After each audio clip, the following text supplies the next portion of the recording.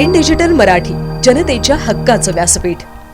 उल्हासनगरमध्ये एका चोराचा प्रताप सीसीटीव्ही कॅमेऱ्यात कैद झालाय। या चोराने चक्क नग्न अवस्थेत येऊन मोबाईलच्या दुकानात चोरी केली आहे। चोरीचा हा सगळा प्रकार सीसीटीव्ही कॅमेऱ्यात कैद झालाय। उल्हासनगर कॅम्प नंबर 5च्या गायकवाडपाडा भागातील ओम साईराम कम्युनिकेशन या दुकानात रात्री ही चोरी झाली। चोरट्याने भिंत तोडून त्याद्वारे आत प्रवेश केला। मोबाईल, ब्लूटूथ आणि काही रोकड चोरी करून पसार झाला। मात्र आश्चर्याची गोष्ट म्हणजे या चोराच्या अंगावर एकही कपडा नव्हता। तो पूर्ण नग्न अवस्थेत होता।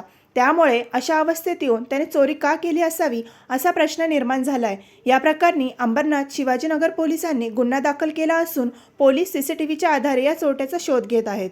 अनिल गुप्ता है।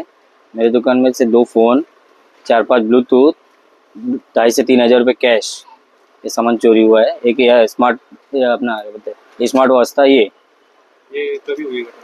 ये घटना कल रात के 10 बजे हुई है। मामला दर्ज किया पुलिस में। पुलिस ने बोला हम एक्शन उठाएंगे।